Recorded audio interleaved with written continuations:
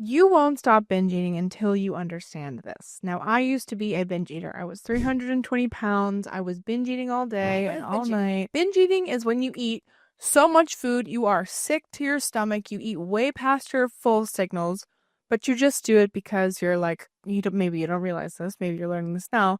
You do it because you're emotionally driven to do it, or Or because you're addicted to processed foods, it's which been a is something habit. that or it's been a habit, but it's also an addiction. Like being a binge eater is having you have a food addiction. And you kind of have body dysmorphia in a way sometimes too. Right. That's Well, what I mean, you yeah, are. binge eating is a behavior that's learned. Maybe you learned it in your family, maybe you just developed it, but it's definitely abuse to your body. Binge eating. And if you are listening to this and you're a binge eater, we're not making you bad or wrong. We have both been binge eaters and we carry that tendency with us. And we've really looked deeply into why it's there and how we can resolve it. And I have to say that we do have freedom from it. It did take us some time to heal, but we do have freedom from it. And that's why we made this video, because we wanted to share some of our success with you. Penelope lost 160 pounds, which is extraordinary.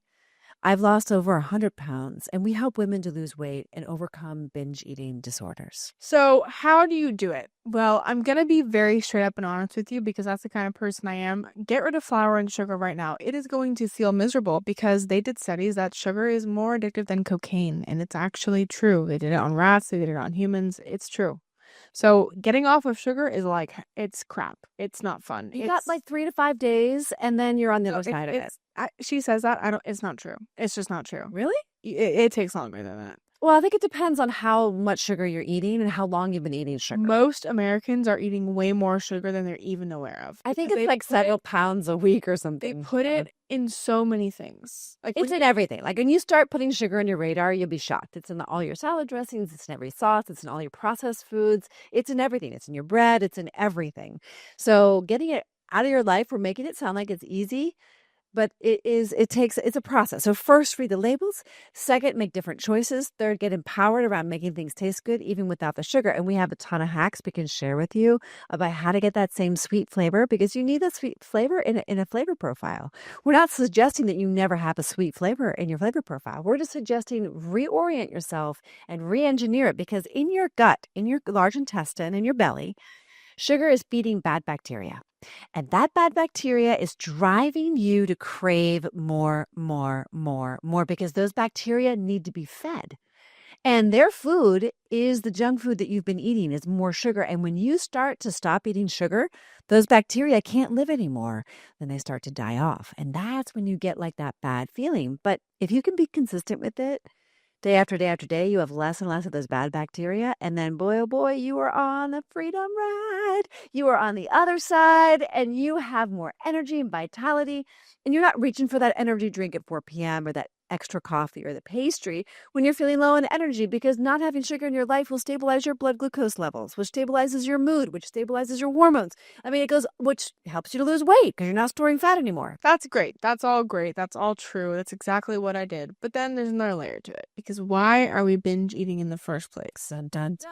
Because we're lonely, we're sad, we need a hug, need someone to talk to, we don't have purpose, we're lacking ambition, we're lacking consistency, Or you're upset. we're lacking something, and we fill that void with food instead of filling that void with self-discovery or empowerment or productivity or something. That's true, Penelope. And getting underneath of that and having a real why, like why am I on this earth? What is my purpose? Instead of putting your purpose in food, because that binge eating, that food noise that people talk about all the time, that food noise is real when you don't have that purpose, and you don't have that why, when you don't have that ambition, when you have nothing going on. I mean, I was depressed and anxious when I was 320 pounds, and I wanted to die. Like I did almost myself a few times. So, I say that because that's a real thing. And when you're alone at night and you're binge eating and there's no one around and there's no one to talk to and you have no friends, you feel like, what's the point of even being here? I'm just eating my feelings every And day. you stuff your feelings with the food,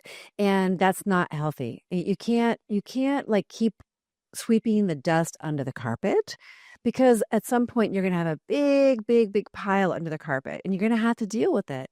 And that's kind of like what you do when you're binge eating. It's like you're stuffing down, and what you really need to do is get curious.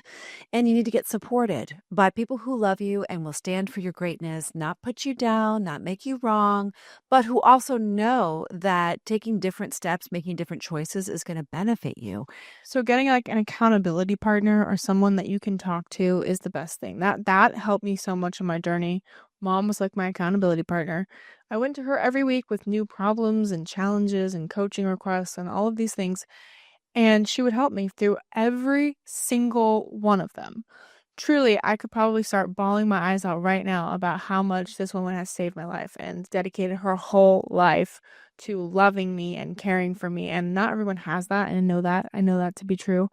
But having an accountability partner and having someone who can be like, you can do it. Like, this is it's fine. Let's just learn how to make this recipe that you love. Or, yeah, I know you feel that way. Why don't you journal about that? Or why don't you read this book? This book might like give you some like hope. So maybe you have a neighbor or somebody in your life, a good friend, if they're healthy and they can really hold that for you. If not, we have a women's accountability group where we help women every day in the way that Penelope is talking about, and we love our members. And we help them heal from binge eating. We're helping women today, right now, who were former binge eaters. Yes. So we're helping them heal from that because we've healed from that. And so so there's hope. You can do it too. It's not just me. I'm not unique. I'm not special. Anyone can do it.